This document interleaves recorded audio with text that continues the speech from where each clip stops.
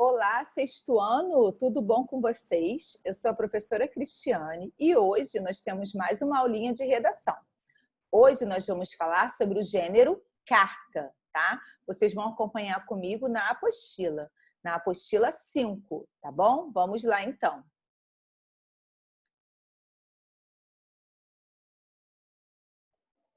Carta, né? Quem nunca escreveu uma carta? Todo mundo já escreveu uma carta na sua vida, não é verdade? Então, hoje nós vamos ver os detalhes de uma carta. Prestem atenção.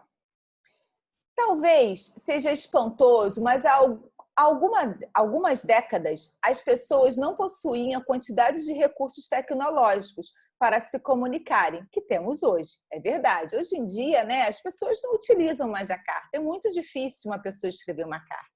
Utiliza-se e-mail, né, para mandar uma mensagem, uma informação importante, né, para ela ser guardada, registrada, mas carta é menos comum. Imagine só que não havia celular nem computador portátil, muito menos tablet. Para quem nasceu na era digital, isso é estranhíssimo, não é mesmo? Para vocês, né, alunos? Para vocês é estranho o uso de uma carta. Mas vamos ver. Com essa revolução, no ato de se comunicar, naturalmente, alguns hábitos se perderam ou se enfraqueceram, e outros surgiram. Escrever cartas em papel é um exemplo de hábito que se enfraqueceu, mas, por ainda serem usadas em certos casos, é importante que conheçamos esse gênero.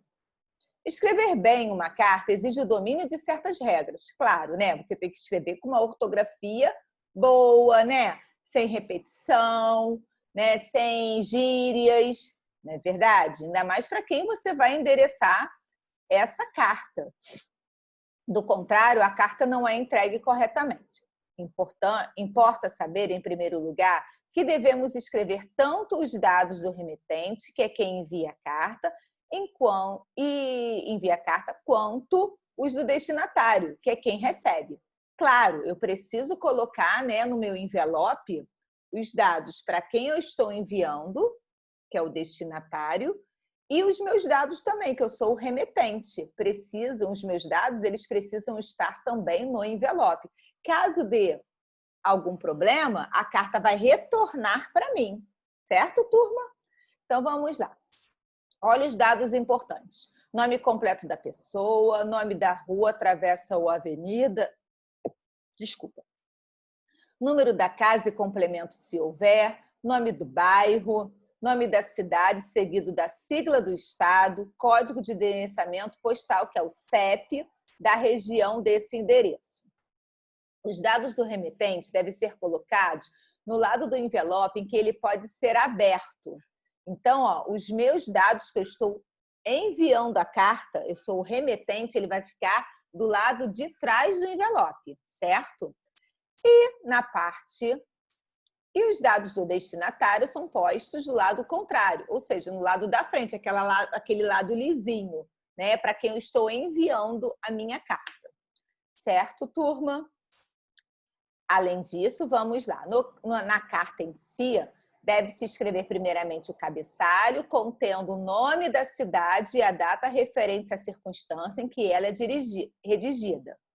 Em seguida, vem uma saudação, ou seja, um vocativo que cumprimenta o destinatário.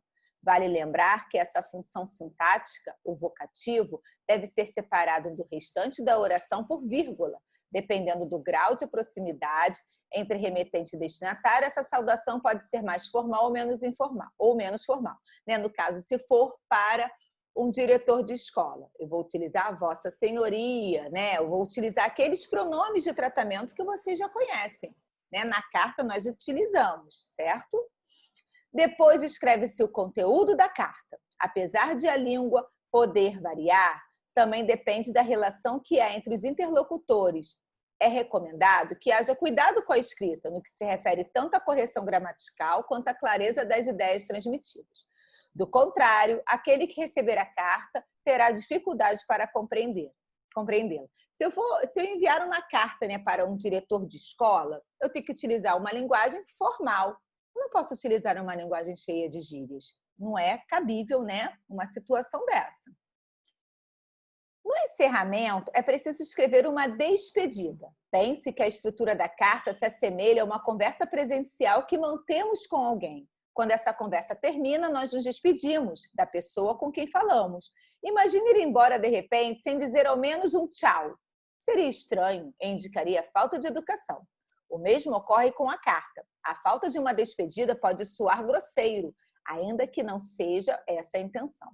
Finalmente, depois de todo esse percurso, coloca-se a própria assinatura.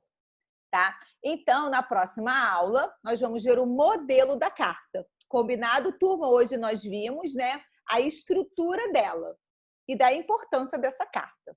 Combinado? Então, sexto ano, até a nossa próxima aula e um grande beijo a todos. Tchau, tchau, sexto ano. Beijos.